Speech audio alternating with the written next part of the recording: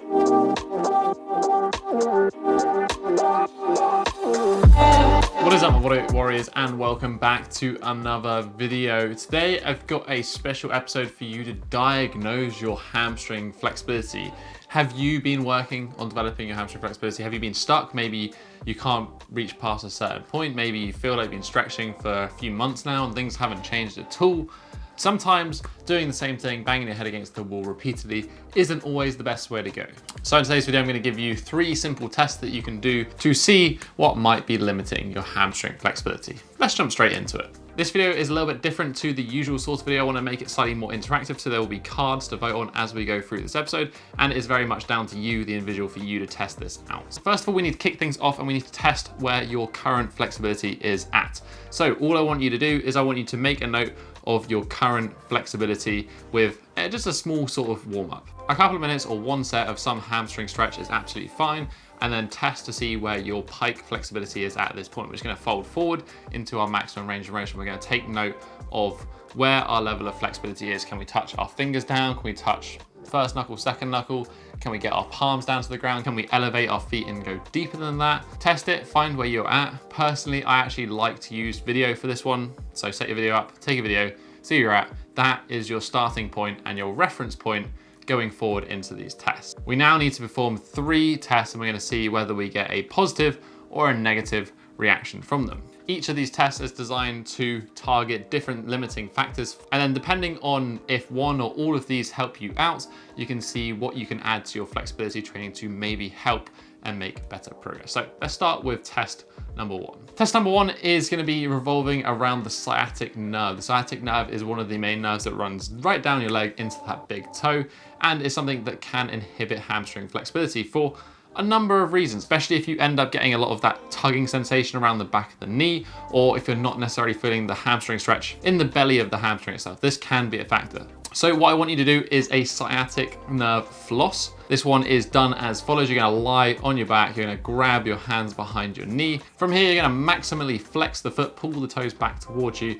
You're gonna try and extend the leg as far as you can without that thigh moving. You're then gonna point the toes, flex the foot back down, and repeat this process. We're looking for about 15 reps per side. This one, we don't need to be like maximally pushing that effort when it comes to feeling the stretch in the hamstrings. We're looking to potentially feel a little bit more of a tugging sensation rather than a stretch sensation. It might go into the foot, it might go into the back of the knee, it might go into the calf. Ideally, it should be a little bit in the hamstrings as well, but that is essentially it. Do your 15 reps on each side. After you've done that, you're gonna stand up, shake things off, and then I just want you to test your pike flexibility again. Compare it to the first time. Can you get deeper? Are things pretty much the same? Vote in the pop-out banner above, or leave a comment in the comment section down below and let me know. That's test number 1. Make sure you take a note of the reaction to this test, jot it down, and we can compare at the end of this video. Test number 2, the next one is to do with the calves. Much like the sciatic nerve, the calves can have an impact on hamstring flexibility because both the hamstring and the calf cross that knee joint and are kind of part of that same fascial line. Tightness in one can limit tightness in the other. Just like the first test, we're going to do an exercise first, and then we're going to test the hamstring flexibility after. Again, see if you get a positive result from it. The exercise we're going to use is a simple single leg PNF calf stretch. You're going to place the edge of this object, that step or whatever it is, just below the balls of the feet, and just let the heel drop down into a stretch position. It's very important for this one that we're going to make sure we maintain a locked knee when doing this exercise. From here, we're just going to perform a few rounds of PNF. So the first round of PNF we're going to press our foot down into the object that we're doing. We're trying to tense the calf, but we don't want to move anywhere. We don't want to change the stretch at all. We're just going to press down for 10 seconds, about 70-80% effort, so press down relatively hard.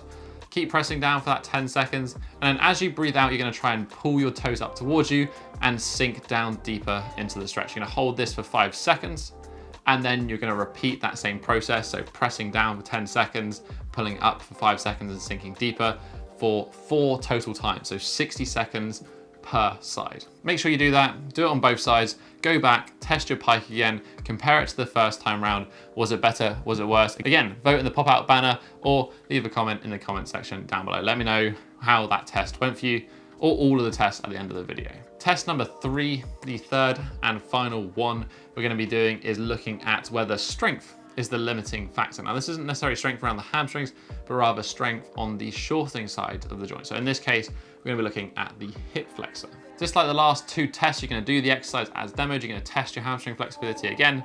Does it get better? Does it get worse? Pretty straightforward. For this drill, we're gonna use an exercise that was in my hamstring flexibility follow along routine, and that is a pike ground push. So here we're gonna need to, first of all, set up in a maximum pike position. Now we need to be able to firmly press our palms into either a ground, or if you can't reach the ground with your palms, an object, or if you can easily reach the ground with your palms, you're gonna need to elevate your feet. Just like the calf stretch, we're gonna make sure we first of all lock our knees in place. We're gonna tense our quads. And then from here, using our core, using our hip flexors, we're gonna try and push our palms down as hard as we can into the ground or into the object for 10 seconds. So really try to press hard as maximum effort as you can into the ground, into that object. As I said, 10 seconds maximum effort, relax for 5 seconds. You're gonna do 3 reps of that.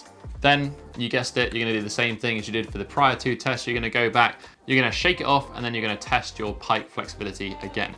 Does it get better? Does it get worse? Again, vote in the pop-out banner above. Now, this isn't an exhaustive list of what can limit your hamstring flexibility. There is a multifactorial thing, but for most people, from my experience coaching, these 3 tend to be the most common things and restrictions that are gonna limit your hamstring flexibility. So, how did you get on? Obviously, you would have been able to see how everyone else who did this test got on when they voted in the pop-out banner. Let us know how you got on as well. Leave a comment down below, summarize those 3 tests, which ones improved it, which ones didn't, and now hopefully you should know potentially what might be restricting your progression with hamstring flexibility. Was it the sciatic nerve? Was it the calf? Was it the strength in the hip flexors? It's always nice to know what is your limitation, but here's the important thing. What should you do about it? So if you found that test number 1 and 2 gave you the most bang for your buck when it came to your hamstring flexibility, I would recommend you go ahead and perform my beginner hamstring flexibility routine that is free, obviously, on YouTube here. I'll link that one in the description down below. That one focuses on the sciatic nerve and it also focuses on the calves quite nicely, so it will overall help you with your limitation. If you found that the 3rd and final stretch gave you the most bang for your buck and the most improvement, then I would recommend you check out my hamstring flexibility follow along routine. That one is the one that utilizes that one the most and will give you the best results there. So hopefully now you know what potentially is going to be limiting you. You also now know what you can do to go about and fix it. Obviously, if you want a more structured approach, you want an actual program to follow, then you can always check out my app Tribe, which is always the top link in the description. Down below, we have routines, obviously for the hamstring flexibility, but also front splits, middle splits, pancake, everything else you can think of, as well as some ones to develop your skills or mass, whether you're a beginner getting your first pull-up. We've got it all. Again, links in the description down below. If you enjoyed this video, if you found it helpful, please hit that thumbs up button and support the channel, support that YouTube algorithm. I think this video will help a lot of people out, so please help it get to more people. If you are new here and you want to stick around and don't miss out on any more future videos, you can always hit that subscribe button, join the Bodyweight Warrior Tribe. We're all about clear-cut information that is helping you get results. So stick around if you want some of that. But that has basically been it for this week, guys. I'll catch you in the next episode. Have a strong week and peace.